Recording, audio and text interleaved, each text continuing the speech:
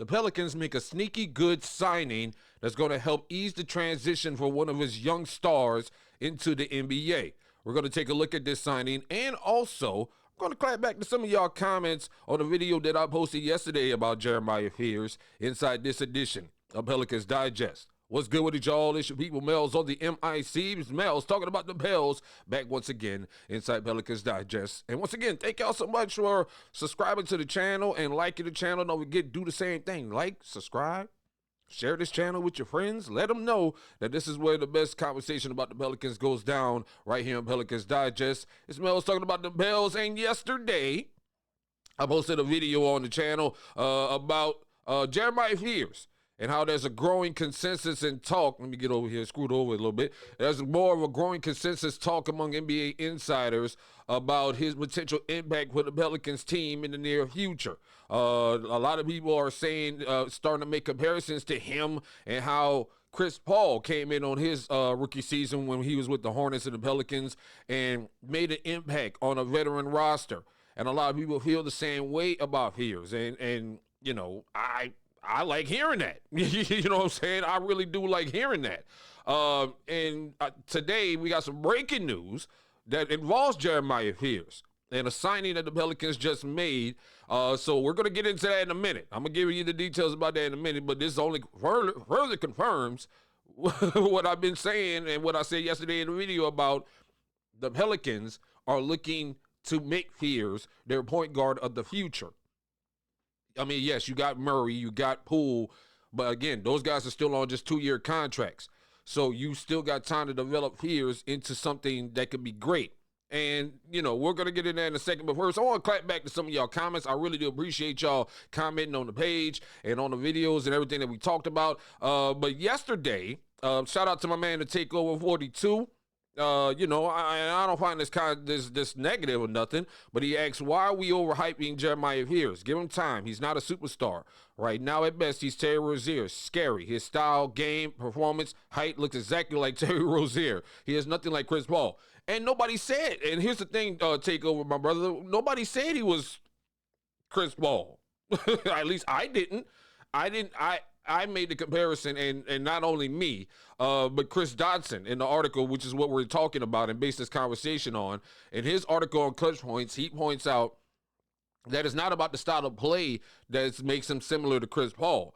It's his ability to be vocal and not be afraid to talk up and also lead the team when he's on the floor.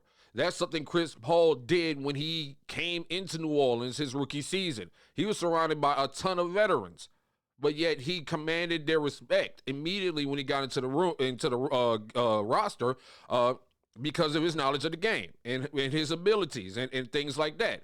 So I'm not comparing him to Chris Paul, nor am I saying that he's the next Chris Paul. I'm not saying that at all. I'm just saying it's interesting how people are already making that comparison in their look at Jeremiah Fears. But again, if you want more content on that, you can go check out the last video. We'll talk more about that. Also in the last video, my man Reese Smoke Virgil, he said this, and this is the other thing we're going to talk about with Fears. He says Mike Miller said he'll be an all-star in 3 years when it comes to Fears. And listen, again, I'm not the only one who's saying that this guy is going to be great or believe that he's going to be great with the Pelicans. I think he will be. I'm not the only one saying this. There's a lot of people, NBA insiders, are also saying this. One thing you got to remember about Fears and Queen and their situation, this team is not going to throw him in the fire right away. You got to remember what Joe Dumars said on draft night when he was asked about both Fears and Queen. He says both of them have potential to grow into great players, but I also wanted to build a team that didn't put all the pressure on them, that they have to come in and prove that they're great in day one. I want them to be able to develop into great players without trying to force it from day one. It's why you see the roster built the way we did. And that's the thing. And so, again, if Joe Dumars is saying, I'm not putting them in the fire right away, we're going to develop these guys, then there's no pressure. Now, there's always pressure when you're a first-round pick, okay? Let's be clear here. No matter what team you're on, there's always going to be pressure and expectations if you're a first-round pick, no matter the sport. So the comparison again, the comparison to Chris Paul, I don't think it was a comparison based on his play. It was more based on his vocal, his leadership, things of that nature that a lot of players have respect for. And again, pardon me as my palsy acts up. And again, they're not getting thrown into the fire.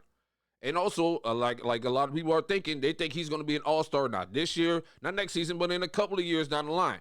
And if you have a team that's developing him during that time frame, then who says it can't happen? I think that's great news to hear that they believe that he's going to be an all-star. A lot of people are starting to believe this, and it's proven in what the Pelicans are doing with him that they're giving him time to develop.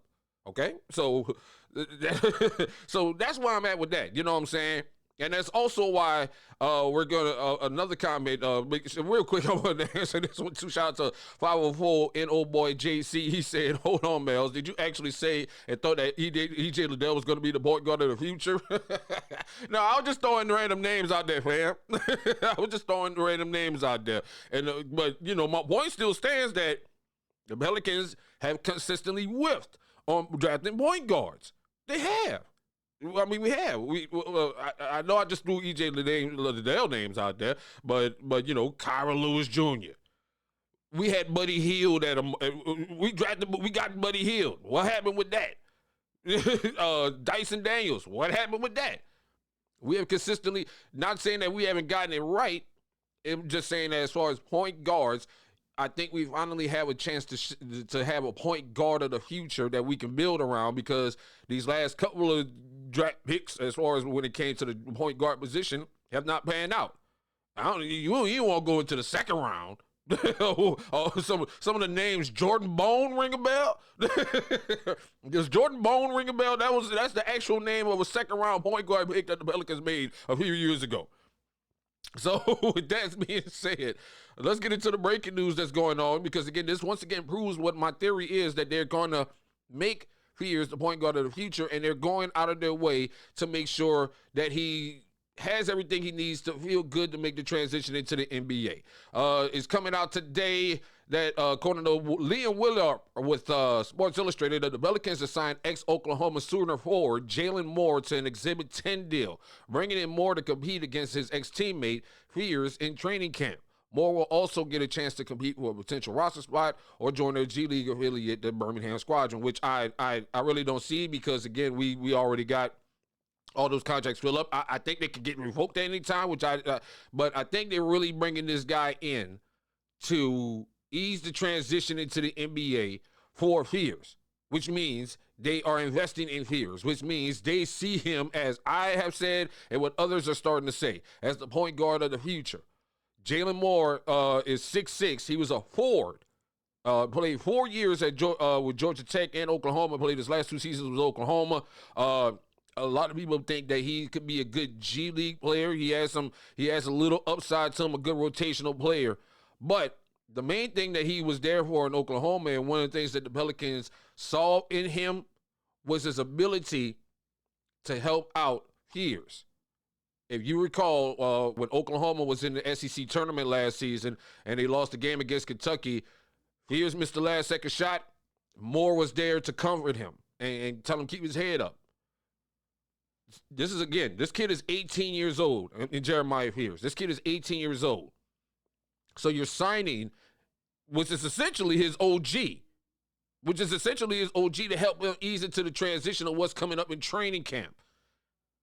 And also, I look at it from a strategic standpoint. I'm looking at it from a strategic standpoint, and this is what I mean. You're bringing in a guy that's familiar with this game, with Fears' game, okay? You're bringing him in.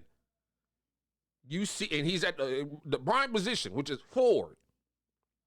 You can see how him and Fears work together and use that to implement that into his play with the other forwards, as far as Zion and Herb and Trey and everybody else, and Sadiq Bey and everybody else. You can see and use this kid, this Moore kid, who knows Fears' game, knows how he's going to work on the court. This is, if anything, this is the development signing to see how you can make Fears' game fit into the roster. And that makes sense. bringing in somebody that's familiar. Now, you might say, well, the Pelicans could have signed Cam Reddish and Zion's former teammate. The Pelicans are done investing in Zion Williamson. They've given him over $100 million at this point. They're done investing in him. You're in 5-6 now. All you have to do is be on the court. If anything, we're going to start working on developing these other guys. Because, again, whatever I always consistently said was the movement that the Pelicans are on right now. You're going to try to win now in this season and next with Zion Williamson while simultaneously starting your rebuild behind the scenes with these young rookies. So, again, I like this signing. I think it's a sneaky good signing for this reason.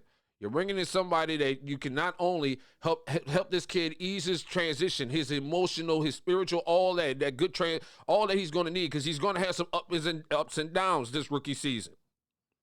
You can bring in somebody that, can be useful, and also you can use as scouting, with the issue of scouting, to help Fears, to see how Fears works with a forward that he's familiar with, and then you can help communicate that amongst your other forwards and point guards and all that, so that can all work. I think it's a smart thing from the sneaky good signing from that perspective. What are your thoughts on it? Clap back with your thoughts in the comments right now. What do you think of the Pelicans' newest signing of Jalon Moore? He's on an Exhibit 10 deal. He's just coming through with training camp.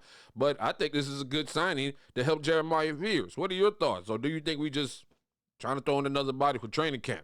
Clap back with your thoughts in the comments, man. I really do appreciate y'all. Don't forget to like, subscribe, and share this video with your folks. Don't be part of that, again, 70% that's watching but ain't subscribing. Go ahead and subscribe to Pelicans Digest. It's Melz talking about the Pels, giving you the best analysis, opinions, and more about the New Orleans Pelicans. I holla at y'all.